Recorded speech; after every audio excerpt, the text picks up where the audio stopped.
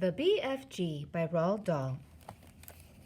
A Trogglehumper for the Fleshlumpeater. They is always having 50 winks before they go scumpering off to hunt human beings in the evening, the BFG said. He stopped for a few moments to let Sophie have a better look. Giants is only sleeping every then and now, he said, not nearly as much as human beings. Human beings is crazy for sleeping. Is it ever occurring to you that a human being who is 50 is spending about 20 years sleeping fast? I must admit that never occurred to me, Sophie said. You should allow it to occur to you, the BFG said. Imagine it, please. This human being who says he is 50 has been fast asleep for 20 years and is not even knowing where he is, not even doing anything, not even thinking. It's a funny thought, Sophie said. Exactly, the BFG said. So what I is trying to explain to you is that a human being who says he is 50 is not 50. He is only 30. What about me? Sophie said. I am 8.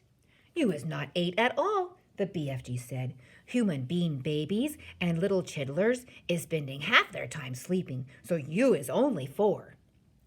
I'm 8, Sophie said.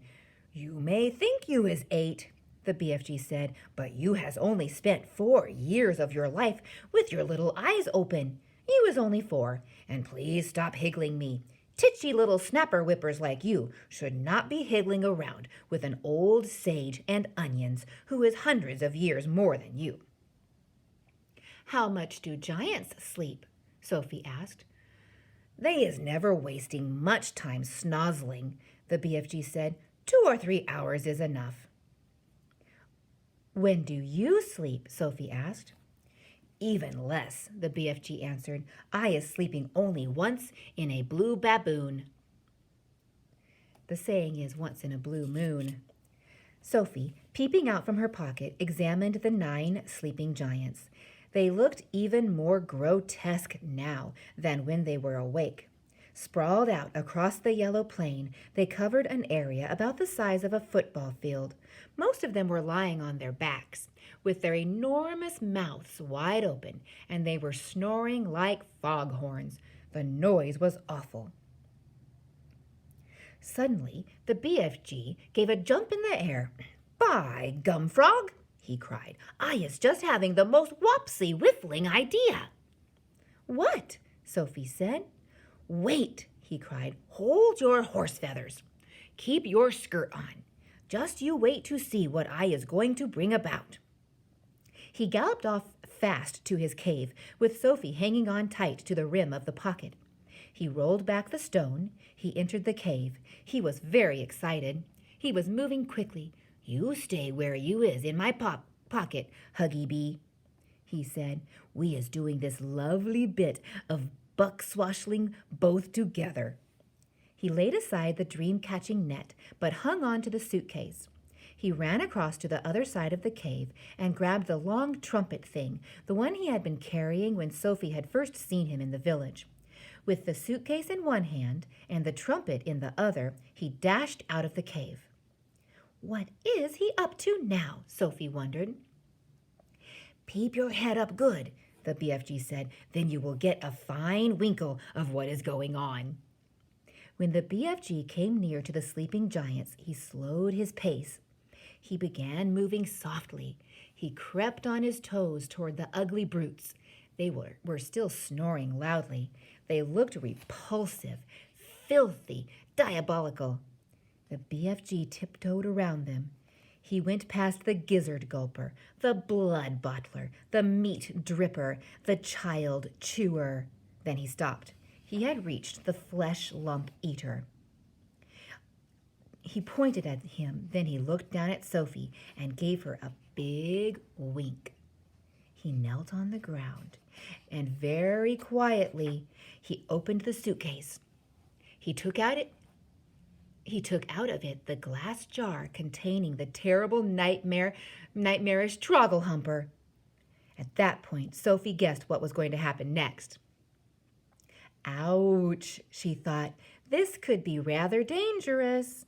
She crouched lower in the pocket so that only the top of her head and her eyes were showing. She wanted to be ready to duck out of sight very fast should anything go wrong. They were about 10 feet away from the Fleshlumpeater's face. The snoring, snorting noise he was making was disgusting. Every now and again, a big bubble of spit formed between his two open lips, and then it would burst with a splash and cover his face with saliva. Blech. Taking infinite care, the BFG unscrewed the top of the glass jar and tipped the squiggling, squirming, faintly scarlet Trogglehumper into the wide end of his long trumpet. He put the other end of the trumpet to his lips. He aimed the instrument directly at the Fleshlumpeater's face. He took a deep breath, puffed out his cheeks, and then, whoof, he blew. Sophie saw a flash of pale red go darting toward the giant's face. For a split second, it hovered above the face. Then it was gone.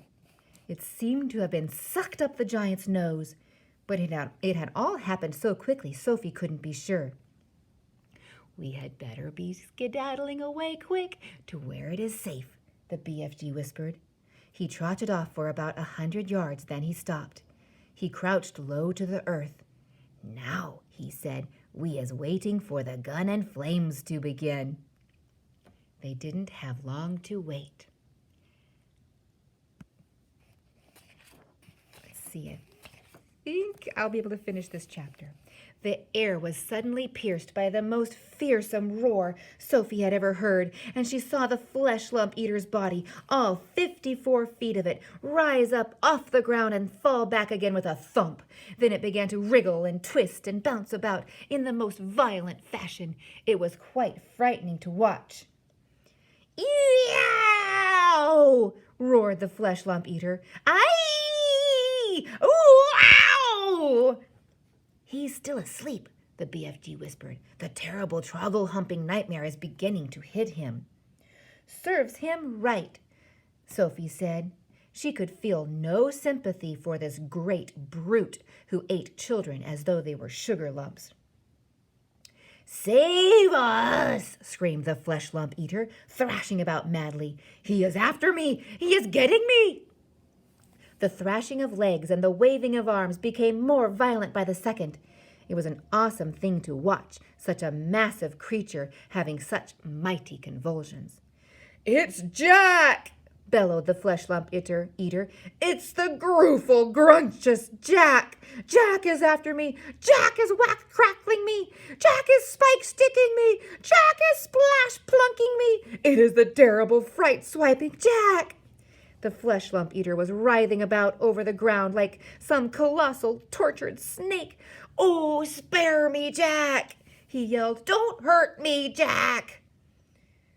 "Who is this Jack he's on about?" Sophie whispered. "Jack is the only human being all giants is frightened of," the BFG told her. "They is all absolutely terrified of Jack. They is all hearing about that Jack is a famous giant killer." Oh, remember the story Jack and the Beanstalk? "Save me!" screamed the Fleshlumpeater. "Have mercy on this poor little giant. The Beanstalk is coming at me with his terrible spike-sticking beanstalk. Take it away. I is begging you, Jack. I is praying you not to touch me with your terrible spike-sticking beanstalk."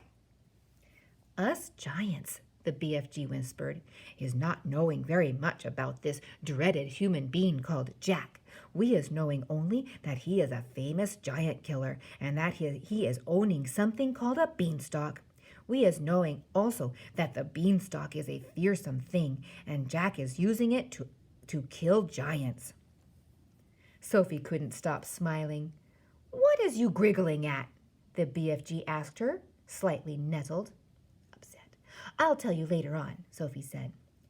The awful nightmare had now gripped the great brute to such an extent that he was tying his whole body into knots.